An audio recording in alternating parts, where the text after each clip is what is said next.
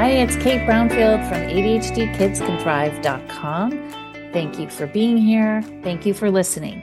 My guest today is Nicole Laurent, a licensed mental health counselor who helps people use ketogenic dietary therapy as a treatment for mental illness and neurological issues. She uses a variety of nutritional and functional methods of treatment in her work and provides evidence-based psychotherapy modalities in adult clients. She has specialized training and clinical skills, including BT, CBT, DBT, and EMDR, and is trained in nutritional and metabolic therapies for mental health. Please enjoy this conversation. Hi, Nicole. Thank you for being here. Thank you for having me. I am really looking forward to this conversation with you today. We are going to dive into specifically nutrition and how that impacts an ADHD child or human being, anybody really who has ADHD. And there's a lot of changes going on in this field. I feel like a lot of new information is finally coming to the forefront. And so I'm glad you're here to share with us and keep us updated. Yeah, absolutely. It's a really important topic. Okay, so let's start with, there are so many changes going on right now in psychiatry. Specifically, I think the term is called metabolic psychiatry. Mm-hmm. And what is that and how does that impact a child who may be struggling with ADHD and other things? Well, there hasn't, to my knowledge, there hasn't been any studies kind of using metabolic psychiatry interventions. Well, that's not true. So metabolic psychiatry encompasses all kinds of different interventions that improve mitochondrial function. So metabolic psychiatry is about improving mitochondrial function and or taking out things that impair mitochondrial function, so that mitochondria can do what they need to do well in order to drive brain metabolism. And so sometimes, sleep interventions are considered metabolic psychiatry intervention, but the kind of the hot metabolic psychiatry intervention that's really just blowing up out there for really good reason is the ketogenic diet specifically. Mm-hmm. And I don't know how much your listeners know about the ketogenic diet, but it's a therapeutic diet that kind of shifts brain metabolism and provides brain energy through an alternative fuel source known as ketone bodies. And it is just amazing. I work with people all the time with schizoaffective disorder and bipolar disorder that are getting huge improvements using metabolic psychiatry that in ways that they never got from medication before. And so it's just a very exciting field. But the ketogenic diet has been used in the field of childhood and adult epilepsy. So it is a evidence-based treatment for that particular brain disorder. But what the research literature shows is that it improves brain function across the board, multiple neurological disorders and mental, and the underlying pieces that are seen, or the underlying pathological mechanisms seen in a variety of mental health diagnoses are affected by what the ketogenic diet does. Yeah. Okay. And so ketogenic means low carb. Yeah. Well, so it has to be low carb because it is the reduction in carbohydrates to therapeutic level, to a level in which the body has to use the alternative fuel source of ketones, which they get by burning body fat or through dietary fatty acid intake. Okay. So before I get too much into the weeds, though, if you talk about ADHD, it often comes with what we call like friends, right? Where an ADHD person might struggle with anxiety or depression, OCD, autism, bipolar could go into that, right? It's full sleep spectrum. Disturbances, all of it. And just because RCTs using the ketogenic diet with ADHD have not occurred, as far as I know, that does not mean that a ketogenic diet is not an appropriate or some type of lower carb intervention that at least intermittently produces ketones for neural network stabilization is not appropriate. So areas of pathology that get addressed by ketogenic diets include glucose hypometabolism. So ADHD brains exhibit hypometabolism, meaning low energy usage in certain areas of the brain, like the prefrontal cortex, the anterior cingulate, and it's an inefficient use of glucose for energy for whatever reason. And so ketogenic diets produce ketones that are diffused directly into the neuronal membrane and act as an alternative fuel. And that bypasses the need for glucose transporters. And it can really improve brain energy metabolism in the frontal cortex, in that of the brain that needs to be turned on for impulse control, focus, all that good stuff. What about mood? Yeah. Mood. Yeah. You have to have a fully functioning frontal lobe that works enough to regulate mood. Think about it. When we get tired, right? Our frontal lobe's tired. It's not working. It's shutting down and we get cranky. And so, yes, in order to regulate mood, you have to have a frontal lobe that works. It's part of why people with head injuries, for example, have mood disturbance. Okay, interesting. Okay, so when you talk about getting these ketones in low carb, I've learned this on my own journey. So, and I know just talking to people in my community, it's still really confusing, right? Like nutrition that's presented on the World Wide Web is overwhelming and confusing. So a couple things like going gluten-free can be a low carb option, but like if you overeat gluten-free foods, you could still be having a very large carb intake, right? And so you're not really going low carb, just being gluten-free. So if you eat a bunch of processed gluten-free foods, right, you're still not getting to you're not changing things the way you want to. In fact, some of the flours used in gluten-free products and gluten-free cooking can actually increase blood glucose levels even harder than just good old healthy whole grains, right? And so, it really depends on. So let me talk about just a little bit about, there's a difference between nutritional psychiatry and metabolic psychiatry. Nutritional psychiatry is interested in micronutrient deficiencies and insufficiencies. And it's very interested in the direct effect of certain foods on mood, right? Yeah. So they're very into wanting to understand the microbiome. They are likely to take gluten out of the picture. They are, all that good stuff. They're experimenting with dairy and that sort of thing. And that's very, very valuable. And a metabolic psychiatrist might also think about those things. For example, a well-formulated ketogenic diet that's focused on brain health actually does completely exclude grains.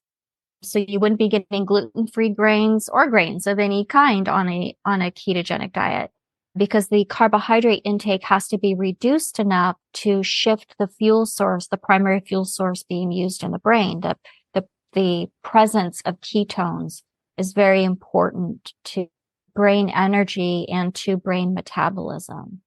And so you can see the lever that you pull is just a little bit different between those two. Okay. So as a, let's say, parent for this podcast, like, how do you decide? I mean, I guess what I'm reading and seeing, which is why I have you here, is that to go in this direction that you're suggesting, there's really a positive impact that is coming from patients who are struggling with their mental health. Yeah. Right. Yeah. Versus the nutritional psychiatry isn't always making a huge impact versus, I mean, it may impact your body in different ways, but maybe not neurologically. Yeah. Well, in nutritional psychiatry, there's a lot of kids with ADHD symptoms. And part of why they're having ADHD symptoms is they do not have sufficient micronutrients and amino acids intake that they need for their brain to function optimally. And that's the honest truth. Like, and then you have individual differences in genetic differences, for example, and there's people, children, adults and children who don't make adequate levels of choline. And choline is a precursor to acetylcholine. And you need acetylcholine to focus. And you need acetylcholine to pay attention. And you need acetylcholine for a healthy sleep in the brainstem. And so, children growing have extreme micronutrient needs. And part of why we see, in addition to societal complexities, but we also see increases in mental illnesses in adolescence, in part because those growth aspects deplete micronutrient stores over time. And so, nutritional psychiatry and functional psychiatry, which is a field that considers both nutritional and hopefully metabolic principles in its work, by no means are those small interventions for ADHD. And in fact, there's a really great specialist in ADHD. His name is James Greenblatt. And he has a book called Finally Focused that kind of talks about systematically going through some of these pieces with ADHD. Iron. Children are often low in iron. There's lots of pieces to it, digestive health, so on and so forth. But that's one piece. Now, not every child with ADHD would need necessarily a ketogenic diet, although a ketogenic diet or a less restrictive form of a ketogenic diet, right?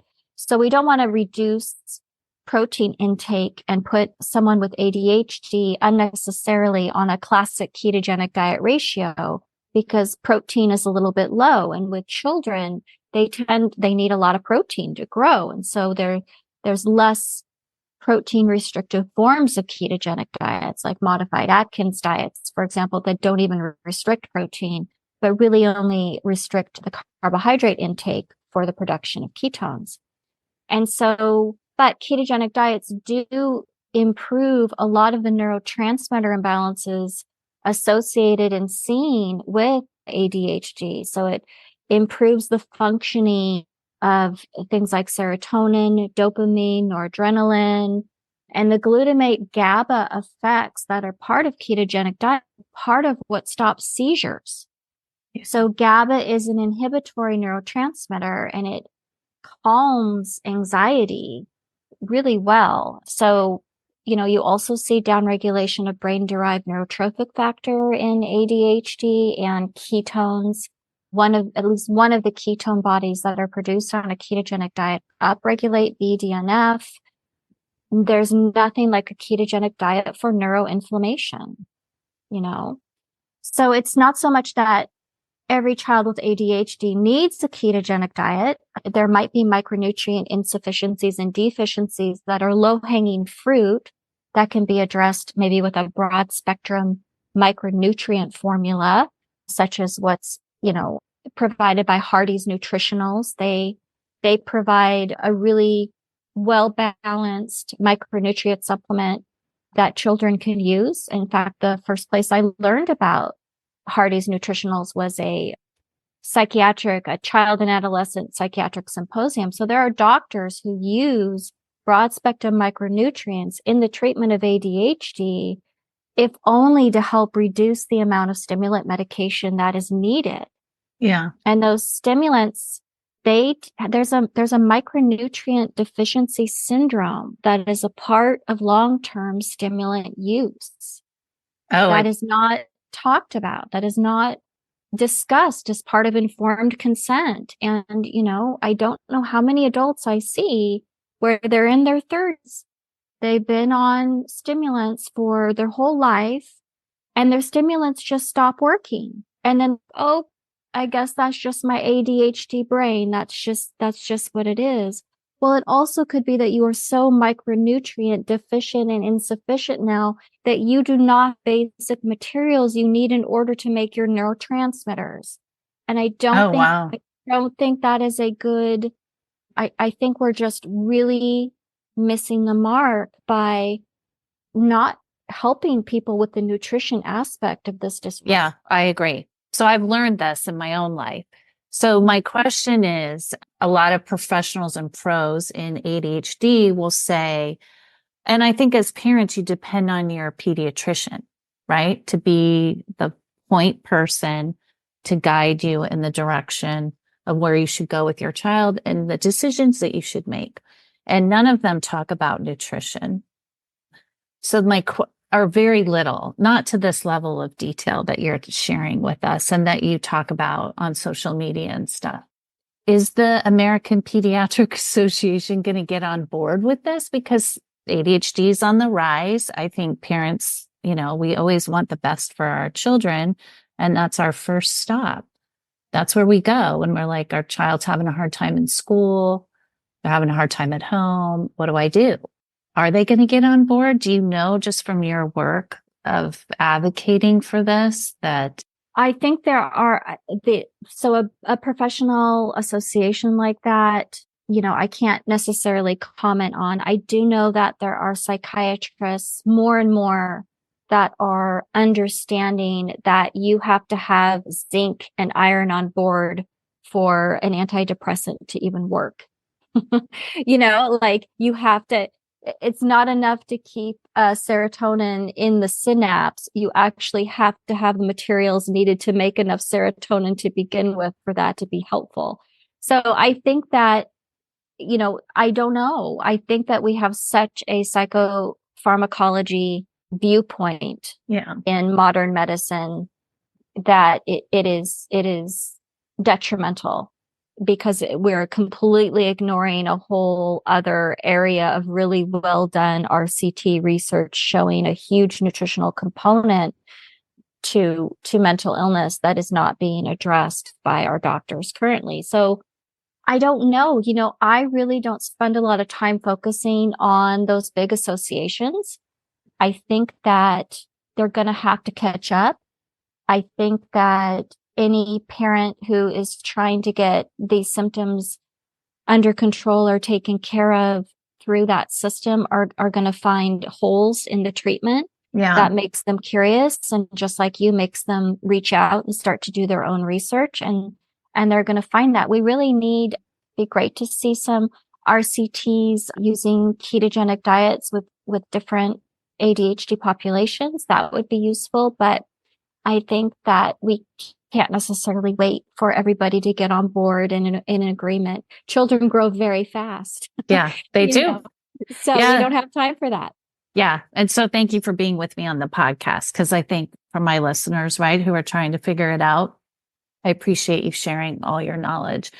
And as I listen to you, and in my own experience too, the American diet is just really going against everything you're saying we should be doing as parents in a family. And so it's very challenging, right, to navigate the grocery stores and even snacks that are presented in our schools to our kids and all of that. It makes it very, very challenging to have your kid eat in certain ways, right, when the general public is not eating that way.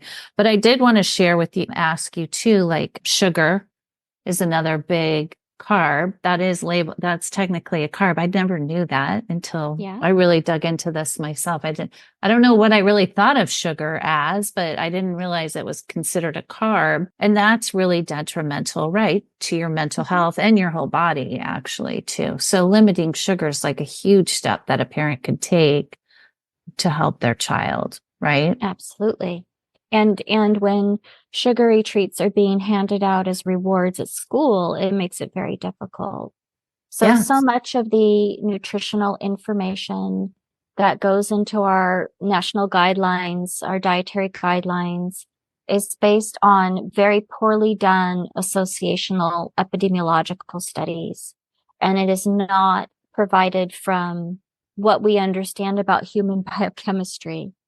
And so for all of your listeners, I really recommend, there's a book that just came out by Georgia Ede. She's a psychiatrist, and she has written a whole book that is based on actual human nutritional biochemistry. It is wonderful. It is called Change Your Diet, Change Your Mind. And I think that if we all had just had that in high school as a textbook, we would be in a very different place, both with our mental health and our physical health. Okay. Good to know. I'll put that book, link to that book in the description here below. Okay. Nicole, I wanted to ask you too about animal products. Okay. So if you go keto or you're trying to go low carb, you were going to, and you just said too, as children, they need a lot of animal products, right? The protein. Yeah. To help their brain and stuff. And I think in our culture, there's a lot of confusion about animal products and eating. Like, are they good for the, are we overeating? Is it ruining climate change? Do we need to worry about the antibiotics that are in meat? Like, what's your guidance for parents who are listening today who have like these little things that you hear in the news and on social media about consuming animal products? Like, what do we need to, how do we navigate that? So there's a great book that talks about the debate around environment. It's called Sacred Cow, and it is very carefully researched. And it talks about regenerative agriculture. Yes, the feedlot cows it's not a great system for the environment. However, it is a much smaller piece of the pollution puzzle, of the environment puzzle, than other industry, for example. So there's lots of people who very ethically eat animal products and try to be very thoughtful and careful about where they source their meat and whether, what they're sourcing is part of a regenerative agriculture cycle. Now, that said, lots of people heal on conventionally raised red meat. You do not have to source grass-fed meat in order to get adequate amino acids and nutrient-dense food that animal products provide. Don't get hung up on that. Don't think you got to have grass-fed everything. My goodness. So lots of people heal just on regular old cheap meat that's on sale at the Safeway. Okay. Like, don't deny yourself that because you somehow feel like you're destroying the planet. Your best thing for this planet is to have a working brain where you're functioning and thriving. That's really what's best for everybody. And once you're functioning and thriving, then maybe perhaps you can make other decisions, or if you choose to, about where to get your meat or not. But first things first, let's just get your brain healthy. Yeah. And you're probably better off having some meat versus Pop-Tarts, right? If you're making a choice on your budget. Yeah. So I'll tell you, I don't know how much time we have, but I'll tell you a quick story. So I worked with a adolescent, I think sophomore in high school. And I had them track their food for 3 days, and they were not getting adequate protein with their diet, which included Pop-Tarts. This person was only getting about 20 grams a day of protein. And I said to them, you are not even getting enough amino acids to even make your neurotransmitters. How much protein did he need, like for a sophomore in high school? Well, it depends on your ideal weight, your weight and such. So I can't really give numbers, but it's way more than 20. We're talking at least 60 to between 60 and 100 grams of protein.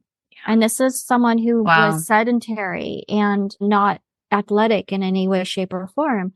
But all we did was add a whey shake in the morning. I said, you can't have the Pop-Tart until you have the whey shake. They got the whey shake and their depression and anxiety improved exponentially. You just cannot, you cannot expect your brain to work properly and ignore your nutrition. That is, Georgia Ede says that's where brain chemicals come from. And she's absolutely right. But in our society, we have such a blind spot to nutrition that instead of making sure people have the adequate things that their brain needs to work, we will just give them a diagnosis and say, your brain is broken on a neurological level. Yes. And I get teenagers all the time who come to me that say, I think I have ADHD.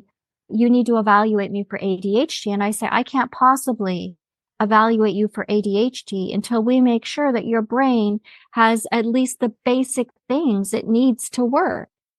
After we decide whether your brain has the basic things it needs to work, then we can decide whether you perhaps have ADHD symptoms. But until then, it's ridiculous to give that diagnosis. In my humble opinion. I agree. Well, and then if you've been given that diagnosis, I think following your guidance can make a huge impact on reversing that all the way or dramatically improving symptoms, right? Yes. Yeah. Okay. So Nicole, as we wrap up, do you have any other, you've said so much in this short period of time, any other words of wisdom that you'd like to leave parents with when it comes to nutrition for their children, especially when they're struggling with ADHD, anxiety, depression, mood, emotional regulation, all these things that are really hard within a family unit, right? And I think people are, you're just searching for like, how do I improve things? I think keep looking past just the stimulant piece. I know that is very helpful for many families, and I get it. And sometimes even with really strong nutritional supports, that can be helpful. And I'm not slamming it, that's for sure. But there's a whole nother piece to optimal brain function, and your children should be thriving. And so this is an area to kind of look at and explore and think about. And you know what else I would say? I would say, watch out for the parental want, need, and urge to get approval from other parents. It's hard to be that parent that says, no, we're not having sugar right now, or no, we're not eating that right now. Or, it brings up our own stuff as adults. Yes, it does. And as individuals, it's a real thing. And, adult relationships are funny. And sometimes when we say, no, I'm not giving that to my kid, well, that brings up someone else's stuff where now they feel judged because they choose to give that to their kid. Right? So don't, understand that there's that dynamic also going on that's making this more difficult and more complicated. But if you nail this down, the benefits are going to be really great. And so it's worth exploring. Yeah, great. Thank you, Nicole. This was great. I really appreciate your time today. Yeah, absolutely. Thanks for having me.